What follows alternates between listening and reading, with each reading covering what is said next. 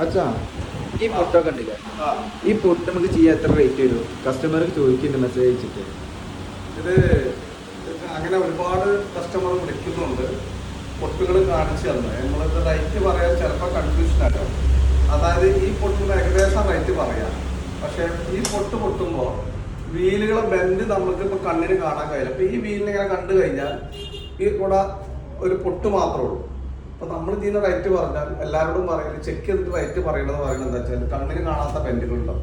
അപ്പോൾ ഓൾറെഡി ഇപ്പോൾ ഈ വീല് വല്ല ബെൻഡ് ഇങ്ങനെ കാഴ്ചയിൽ കാണുന്നില്ലല്ലോ. അപ്പോൾ ഇതൊന്ന് മെഷീനിൽ നമ്മൾ ഫിറ്റ് ചെയ്തിട്ട് ഓണാക്കി നോക്കുമ്പോഴാവും ഈ വീലിൻ്റെ ബെൻഡ് കാണാം. കണ്ടോ? അപ്പോൾ ഇത് കാഴ്ചയ്ക്ക് കാണാത്ത ബെൻഡുകളാണ്. അപ്പോൾ ഇങ്ങനെയാണ് ഓരോ വീലിൻ്റെ അവസ്ഥകൾ ഉണ്ടാകുക.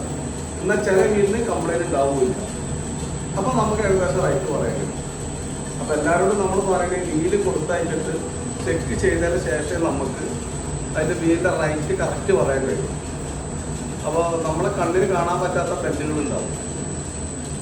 അപ്പോൾ അതുകൊണ്ട് നമ്മൾ റേറ്റ് കറക്റ്റായിട്ട് പറയാൻ ബുദ്ധിമുട്ടുന്നുണ്ട്.